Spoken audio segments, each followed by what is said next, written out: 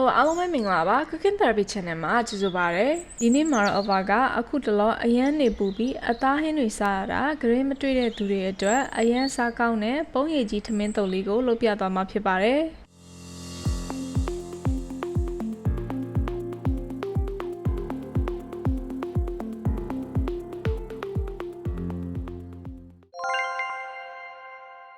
အရင်ဆုံးဘူးသီးဟင်းကားလေးစားချက်ပါမယ်ဘူးသီးတစ်စိမ့်လောက်လုပ်ပါမယ်နော်ဘူးသီးစိမ့်လေးကိုအခွန်နွားပြီးအထဲကအဆီတွေဖယ်ပေးပြီးဘူးသီးကိုပပလေးတွေလီပါတယ်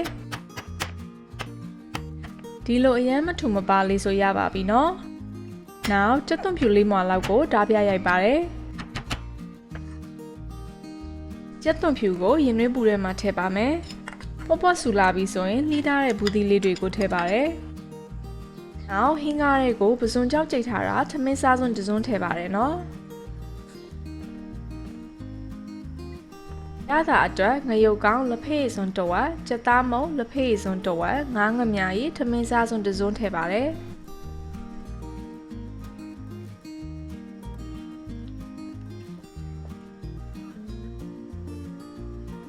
အော်ဘူးသီးနည်းနည်းပြော့လာပြီဆိုရင်ပဲကြဆန်အနှဲငယ်ကိုဘူးသီးကြဆန်ဟင်းကားလေးအောင်ထည့်ပါတယ်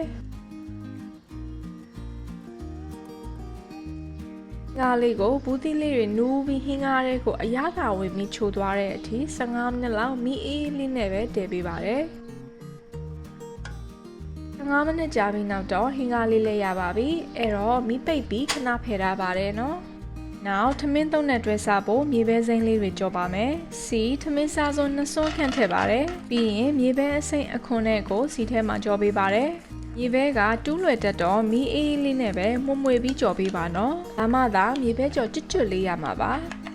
10မိနစ်လောက်ကြော်ပြီးနောက်မြေပဲလေးတွေအယောင်ပြောင်းပြီးကျွတ်လာပြီဆိုရင်တော့မီးပိတ်ပြီးဆယ်လို့ရပါပြီ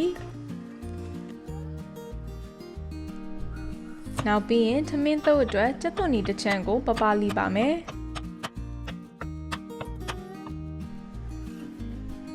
ကြက်သွန်ဖြူတမွားကိုလည်းပပလီပါတယ်နောက်တခွားသီးနှဲငယ်ကိုလည်းအဝိုင်းလေးတွေလီပါတယ်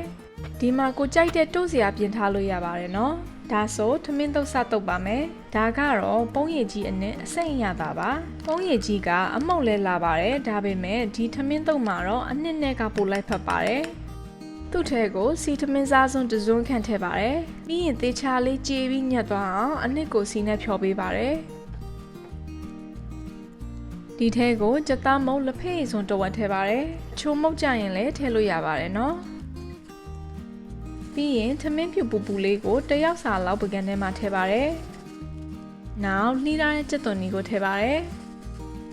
ကြက်သွန်ဖြူလည်းထည့်ပါမယ်ပြီးရင်အားလုံးကိုရောနယ်ပေးပါတယ်ထမင်းလုံးလေးတွေမကြေသွားအောင်ဖွားဖွားလေးပဲရောနယ်ပေးပါတယ်နော်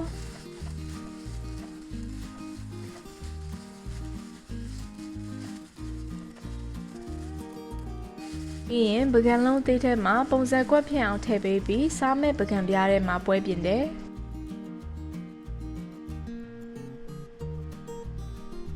နောက်ပစွန်ကြောက်သေးသေးလေးတွေကိုရေးသေးချဆေးပြီးထမင်းသုပ်ပေါ်မှာထည့်ပါတယ်ကြော်ထားတဲ့မြေပဲလေးတွေလည်းထည့်ပါမယ်တခွားသီးလည်းထည့်မယ်ခရမ်းချင်သီးလည်းကြာရင်ထည့်မယ်ငရုတ်သီးစိမ်းလည်းပါပါမယ်နောက်ထမင်းသုပ်မှာမပါမဖြစ်ကျုပ်ကြော်လေးကိုကြော်ပါမယ်စီထမင်းစားစွန်းတစွန်းထည့်တယ်ပြီးရင်ကျုပ်လေးကို hot fry လေးကြော်ပါမယ်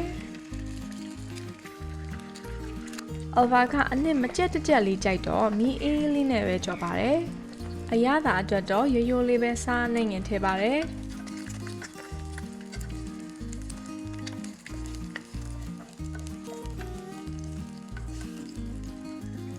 ဘေးကလေးတွေကျက်သွားပြီဆိုရင်တော့ကျုပ်ကြော် half fry ပူပူလေးရပါပြီနော်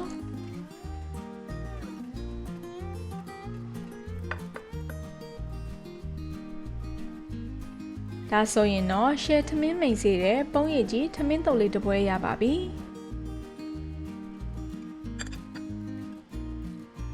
သူ့ကိုကျဲအနှစ်လေးနဲ့ရောစားအရန်စားကောင်းပါတယ်နော်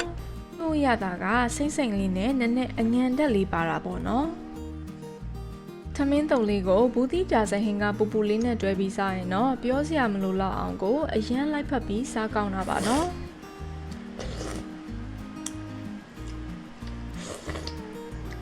အဲ့တော့အားလုံးကိုလည်းလှူစားကြည့်စီခြင်းပါတယ်အဆုံးထိကြည့်ပေးတဲ့အတွက်လည်း thank you ပါဒီဗီဒီယိုလေးကိုကြိုက်တယ်ဆိုဒီ page လေးကို like and follow လုပ်ဖို့မမေ့ပါနဲ့နော်နောက်ဗီဒီယိုတွေမှာလည်းထပ်တွေ့ပါမယ်နော်